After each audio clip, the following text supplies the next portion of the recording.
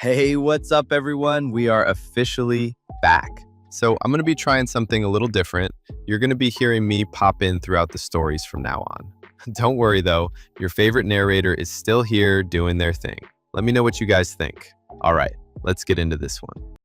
My nephew knocked my son unconscious at a family barbecue. I knocked his father down right next to him. My brother Dwight had been raising his son Keller without consequences since the day he was born. Keller was 16 years old and built like a refrigerator. He had been wrestling competitively since he was 7 and had won state championships 3 years in a row. Everyone in the family knew Keller was talented. Everyone also knew Keller was mean. He used his size and strength to intimidate anyone smaller than him. At family gatherings, he would corner younger cousins and pin them down until they cried. He would take food off other kids' plates because he knew nobody would stop him. He would make comments about other kids being weak and pathetic while his parents smiled proudly at their strong, athletic son. My son Eli was 12 and small for his age. He loved reading and building model airplanes and had never been in a fight in his life. He was quiet and gentle and avoided Keller whenever possible. Keller noticed this and decided it made Eli a perfect target. The bullying had been going on for about 2 years. Every time we visited Dwight's house or met at my parents' place, Keller would find ways to torment Eli. He would shove him into walls when no adults were looking. He would trip him and laugh when he fell. He would whisper threats about what he would do if Eli ever told anyone. Eli begged me not to say anything because he was afraid it would make things worse. I talked to Dwight about it once. I told him Keller was being rough with Eli and it needed to stop. Dwight waved his hand and said boys would be boys. He said Keller was just playing around. He said Eli needed to toughen up and stop being so sensitive. He said maybe if Eli did some sports instead of reading all day, he wouldn't be such an easy target. His wife Corinne nodded along and said Keller didn't mean any harm. She said he was just being competitive. She said I was overreacting to normal kid behavior. I stopped bringing it up because clearly they didn't care. I just tried to keep Eli away from Keller as much as possible. Then came the summer barbecue at my parents' house. The whole family was there, including aunts and uncles and cousins we only saw once a year. Dwight showed up bragging about Keller's latest wrestling tournament. He said college scouts were already watching. He said full scholarships were basically guaranteed. He said Keller was going to be the first Division I athlete in the family. He was insufferable, but I ignored him because I had learned long ago that engaging with Dwight only made things worse. I kept my eye on Eli and made sure he stayed near the adults. For the first hour, everything was fine. Then I went inside to use the bathroom. I was gone for maybe 3 minutes. When I came back outside, I heard screaming from the side of the house. I ran toward the sound and found Eli on the ground unconscious. His nose was bleeding and his eyes were closed and he wasn't moving. Keller was standing over him, shaking out his fist like he had just thrown a punch. Several younger kids were crying and pointing at Keller. One of them was yelling that Keller hit Eli in the face for no reason. I dropped to my knees next to my son. His face was pale and his breathing was shallow. I called his name, but he didn't respond. Someone behind me was calling for an ambulance. I held Eli's head and tried to wake him up, but he was completely out. My boy. My gentle, quiet boy who never hurt anyone. Lying on the ground because a 16-year-old monster decided to use him as a punching bag. Dwight came jogging over asking what happened. Keller immediately started talking. He said Eli started it. He said Eli called him a name. He said he was just defending himself. He said Eli swung first and he had no choice. I looked at the crying children standing nearby. I asked them what really happened. One of them said Eli didn't do anything. She said Keller walked up and demanded Eli's soda. She said when Eli said no, Keller punched him in the face as hard as he could. She said Eli didn't even see it coming. Dwight shook his head. He said kids exaggerate. He said there had to be more to the story. He said Keller would never hit someone unprovoked. He said Eli probably did something to deserve it. He said that word, deserve. My son was lying unconscious on the ground with blood running down his face and my brother said he probably deserved it. Something inside me snapped. I stood up slowly. Dwight was still talking. He was saying Keller was a good kid who sometimes got carried away. He was saying boys needed to work things out physically sometimes. He was saying I was too soft on Eli and this was bound to happen eventually. He was saying maybe this would teach Eli to stand up for himself. I hit him mid-sentence. My fist connected with his jaw and his head snapped sideways. He stumbled back and fell on the grass right next to where Eli was still lying unconscious. Dwight looked up at me with shock on his face. He asked what was wrong with me. He said I was crazy. He said he was going to press charges. He tried to get up and I pushed him back down. I told him to stay down. I told him his son had been bullying mine for 2 years and he did nothing. I told him I came to him like an adult and asked him to handle it and he laughed it off. I told him his son just knocked out a 12-year-old over a can of soda and his first instinct was to blame the victim. I told him he failed as a father and I was done watching it happen. The ambulance arrived a few minutes later. The paramedics moved fast. One of them knelt beside Eli while the other fitted a brace around his neck and started firing questions at me in a calm voice that somehow made everything feel more terrifying. How long had he been out? Did he hit the ground hard? Was he breathing normally? Did he vomit? I answered everything I could while trying not to look at the blood on his mouth. My mother was crying. My father kept telling everyone to step back. Corinne was checking Keller's hand to make sure he had not broken it on my son's face. That was the moment I understood this was never going to be fixed with apologies and family talks. These people were already choosing the attacker over the child on the ground. When the paramedics said they were taking Eli in for imaging and observation, I told him I was going. My wife Nora was out of town at her sister's baby shower 2 counties over. I called her while they were loading Eli into the ambulance, but she did not answer. I left a message that barely sounded human. Then I climbed in after my son. On the ride to the hospital, Eli opened his eyes once and whispered, "Dad?" I told him I was there. He said his head hurt and then closed his eyes again. I sat beside him listening to the monitor beep and trying not to imagine all the ways that punch could have ended worse. Halfway there, my phone buzzed. Dwight. I rejected the call. Then he texted me. He said I had assaulted him in front of everyone and better hope Eli was okay because now I was the one in trouble. I stared at the screen and felt something cold settle inside me. My son was strapped to a stretcher, and my brother was already worried about controlling the story. At the hospital, they moved Eli through triage fast. Head injuries make everybody move faster. They ran a CT scan, checked his vision, asked him his name and the date and what happened. He remembered being outside with the younger kids. He remembered Keller wanting the soda, then nothing. Nora came running in 40 minutes later, face white, eyes red, hair half falling out of the clip she had thrown it into for the drive. The second she saw Eli in the bed with gauze under his nose, she folded into me and started crying so hard she could barely breathe. The doctor came in just before sunset. Eli had a concussion, a broken nose, and a small fracture near the orbital bone. No brain bleed, no surgery. Monitoring, rest, darkness, and follow-up appointments. He said we were lucky. I nodded because I did not trust myself to speak. Lucky. That word sat in my chest like gravel. Lucky that Keller had not hit him harder. Lucky that Eli had not cracked his skull on the stone edging by the flower beds. Lucky that my son was waking up confused instead of never waking up at all. The police came that night. They took my statement first. I told them everything, including the punch I threw at Dwight. I told them about the 2 years before the barbecue too. The threats, the shoving, the one conversation where I tried to make Dwight handle it like a father, and he told me Eli needed to toughen up. I told them exactly what the witness children had said. No shove, no fight, no warning. Keller demanded the soda, and when Eli said no, Keller hit him. When the officer asked if we wanted to press charges against Keller, Nora answered before I did. Yes. Her voice was quiet, but there was steel in it. I said yes too. Eli came home the next afternoon with instructions for rest and minimal screen time. The reading restriction hurt him almost as much as the bruising. Books were his refuge. Model kits and planes and thick history books were where he disappeared when life got too loud. Now even that had to wait because his headaches got worse when he focused too long. That first night home, he asked me if he should have just given Keller the soda. I turned so fast the chair scraped against the floor. No, I said. Absolutely not. Someone demanding your things and hurting you when you say no is not your fault. He looked down at the blanket. Then he said something that hit harder than any punch I threw that day. He said he had not told me everything before because I still made him go around them. I felt like the room tilted. Over the next 20 minutes, he finally told Nora and me the full truth. Keller had done far more than shove him into walls and trip him. He had pinned Eli behind the garage at Thanksgiving, twisted his wrist until he cried, snatched pieces from his model airplanes and laughed while Eli looked for them. Once he squeezed the back of Eli's neck so hard it left bruises. He told Eli nobody would believe him if he talked because people like Keller always got believed over people like him. That sentence wrecked me, not because it was dramatic, because it was rational. Keller had learned exactly what kind of family he was living in. One where charm plus size plus trophies beat truth. The next morning, my mother called. She asked how Eli was in the same breathless voice people use before pivoting to their real point. Within a minute, she was talking about how complicated everything had become because of the police report. My father called after that to say he wished I had shown more restraint and that both boys had made mistakes. Both boys. I hung up on him. Corinne posted something vague online about people weaponizing isolated incidents to ruin promising children. A cousin sent me a screenshot. Nora commented one sentence. Your son sent ours to the hospital. Corinne deleted the post 10 minutes later, but the line had been drawn. Then the witness statements started coming in. Every younger cousin who saw the punch told the same story. Keller demanded the soda. Eli said no. Keller hit him. No one backed Keller's self-defense version. Not one person. That was bad enough for Dwight. Then things got worse. The school started asking questions because one of the witness kids had an older brother on the wrestling team. Suddenly, 2 boys from Keller's team admitted he had roughed them up before practice and threatened them into silence. Another boy said he had shoved him into a locker at a tournament because he thought he was staring too long. Once adults outside the family started looking, they found exactly what I expected they would find. This was not a one-time loss of temper. This was a pattern. Dwight called me screaming that I had ruined his son's future. I told him no, he had ruined it himself, one excuse at a time. He said Keller had made one mistake. I told him one mistake does not usually come with witnesses, prior victims, and a concussion. Therapy started the next week. Eli did not want to go. He said therapy was for people who could not handle their problems. That sentence sounded so much like something Keller would say that Nora had to take over before I lost my mind. She told Eli therapy was just a place where he did not have to be brave for anyone for 1 hour. Yo, pause.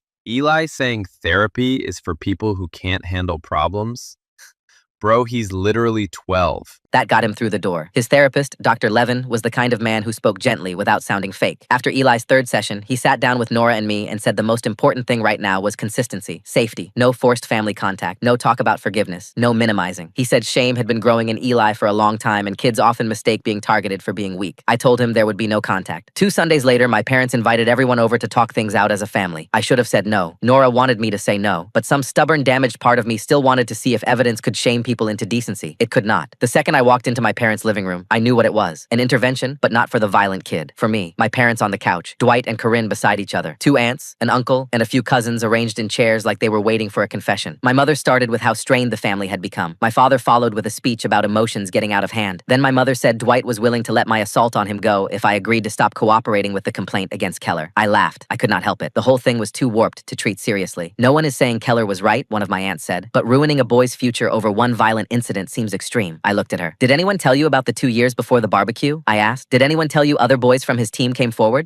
Or did Dwight leave those parts out because they spoil the tragic athlete story? Silence. Corinne said I had no proof of that. I told her we had Eli's statement, witness statements, school complaints, and a therapist documenting trauma. Dwight muttered that I was turning my son into a victim for attention. I stood up so fast my chair scraped. My son is a victim, I said. He was bullied for 2 years, punched unconscious, and blamed for it while adults stood around worrying about your son's scholarship chances. My mother started crying. My father told me not to talk to her that way. That did it. No, I said. You all listen to me. If any of you choose Dwight and Keller after this, then you are choosing people who hurt children and lie about it. And if that is your choice, you do not get access to my family. Not me, not Nora, not Eli. My mother looked stunned. You would keep our grandson from us? I would keep him from anyone who thinks his pain is negotiable, I said. Then I walked out. 3 people followed me into the driveway. Not my parents, not Dwight. My cousin Rachel, my uncle Ben, and my aunt Sarah. Rachel was crying. She said her boys had complained about Keller being rough with them too, and she had brushed it off because Dwight always called it competitiveness. Uncle Ben said my father hated conflict so much he would rather sit inside it forever than confront it. Aunt Sarah hugged me and whispered that she was sorry all of them had let it get that far. That driveway was where the family split for real. After that, more people started talking, quietly at first. A cousin mentioned Keller stole lunch money from a younger boy at a tournament. Someone else said he liked cornering smaller kids at holiday gatherings and making them say things for his amusement. Once the perfect athlete image cracked, the ugliness underneath it became impossible to unsee. Then the school suspended Keller from competition pending the conduct review. That was when Dwight really lost control. He showed up at my house on a Wednesday evening pounding on the front door so hard the picture frames rattled. Eli froze on the couch. I told him to go upstairs and stay there while I stepped outside. Dwight's face was red with fury. Fix this, he said. No. He lost his captain spot. Good. Scouts are backing off. That is not my problem. He stepped closer and said I had always hated that his kid was better than mine. Better at what? I asked. Hurting smaller people? Then he made the mistake of saying Eli acted helpless. I stepped so close we were almost chest to chest. Say one more thing about my son, I said. For the first time in my life, I think Dwight realized I was not participating in our old roles anymore. I was not the younger brother trying to keep the peace. I was not the one smoothing things over so mom would calm down. I was done. He changed tactics and started talking about our parents. Mom crying every day, dad not sleeping, the family being torn apart. No, I said. What tore the family apart was your son punching a child. Then I went inside and locked the door. Keller's juvenile case ended with probation, counseling, anger management, and community service. Because he was still a minor and because this was his first formal offense, the court gave him a chance to salvage what could still be salvaged. Dwight called that outcome unfair. I called it mercy. The school removed him from leadership and sat him for the season. Meanwhile, Eli healed in uneven steps. The bruises faded before the fear did. He startled at loud noises. He hated being outside alone. Some nights he woke up disoriented and angry because his dreams always ended with a shape rushing at his face. But little by little, things improved. Fewer headaches, better sleep. Longer stretches where Keller did not come up at all. Then one afternoon, he surprised us. He asked if he could take a self-defense class. Not wrestling, he said quickly when I looked at him. Something that teaches you how to get away from bigger people. So we found a small jiu-jitsu gym run by a patient instructor who talked more about control than aggression. Eli was bad at it at first and hated feeling clumsy. Then one night, about 6 weeks in, he got into the car and said quietly, I learned how to get out from under somebody bigger today. I kept my eyes on the road because I knew if I looked at him right then, I would cry. By Thanksgiving, we were fully out of the family orbit. My mother sent a message saying the door was always open when I was ready to stop punishing everyone. I read it twice, set my phone down, and never answered. We had Thanksgiving at home instead. Small, quiet, safe. Nora cooked too much food. Eli made a paper runway for one of his planes and set it in the middle of the table like a joke. Nobody got cornered, nobody got threatened, nobody got hit. It was the calmest holiday I had ever had. Christmas was better. By then, Eli was sleeping through most nights again. He unwrapped a thick aviation encyclopedia and smiled so hard his whole face changed. At one point, he looked around the living room and said, "This is better than Grandma's house." He said it plainly, like a fact he had finally stopped feeling guilty about. A year after the barbecue, I ran into Dwight and Corinne at a grocery store across town. They looked older, not dramatically, just worn down in the way people look when life stops cooperating with the story they tell about themselves. Keller was not with them. Dwight saw me first. For a second, I thought he might ignore me. Instead, he said, "Still think you did the right thing?" I had frozen waffles in my cart and dish soap and cereal. My son was at home doing homework and planning which model he wanted to build next. Normal life, safe life, hard-won life. I looked at Dwight and said, "Every day." Then I turned down another aisle and kept walking. There was one last thing I did that made the line permanent. In January, after months of voicemails and guilt texts through relatives, I changed the locks, installed cameras, and mailed a short certified letter to my parents, Dwight and Corinne. It said the same thing to all 4 of them. Do not come to my house uninvited. Do not contact Eli directly. Do not send gifts, letters, or apologies through other family members. Any future contact goes through email only and only if it concerns a real emergency. Nora read the letter before I sent it and said, "Send it exactly like that." So I did. My mother responded with a 3-page message about broken hearts and misunderstandings and how one terrible afternoon had erased a lifetime of family love. I almost answered. Then I thought about Eli saying he had not told me everything because I still made him go around them. I deleted the draft and blocked her email too. That was the part I had never understood when I was younger. Boundaries are not dramatic because they are loud. They are dramatic because they are clear. People who benefit from confusion always act like clarity is cruelty. Nora understood that before I did. One night while we were cleaning up after dinner, she handed me a dish towel and said, "You You know what finally changed? I asked what. She said, you stopped hoping they would suddenly become the kind of people they have never been. You started protecting Eli from the people they actually are. She was right. I had spent years negotiating with a fantasy version of my family. The reasonable version, the loving version, the version that would hear the truth and correct itself. But the real version was the one that watched a bleeding child on the grass and still looked for excuses. Once I accepted that, everything got simpler. Not easier, simpler. Eli did not need me to preserve a broken family image. He needed me to believe him faster than they denied him. He needed one adult in his corner who did not care how awkward holidays became or how many relatives got offended or whether my mother cried to her church friends about being cut off from her grandson. He needed safety more than he needed tradition. So that is what he got. Eli is 13 now, taller, stronger, still gentle, still the kind of kid who apologizes when he bumps into furniture. He has a faint bump on his nose from the break. I used to hate seeing it. Now I think of it as a scar he earned by surviving people who wanted him small and scared. A few months ago, he asked me if I regretted hitting Dwight. I told him the truth. I regret that it took your ambulance ride to make me stop pretending those people would ever protect you. He thought about that. Then he gave me the first dark little smile I had seen from him in a long time and said, yeah, but you hit him pretty good. I laughed. He laughed too. And for the first time, the memory did not feel like an open wound, just a scar. Family is not who demands your silence while your child bleeds. Family is not who calls cruelty a misunderstanding because the cruel kid has trophies on the wall. Family is who protects the smallest person in the yard. And if they will not do that, then you become the wall yourself. So that is what I became. And if I had to burn every family barbecue to the ground to give my son that safety, then fine, let it burn.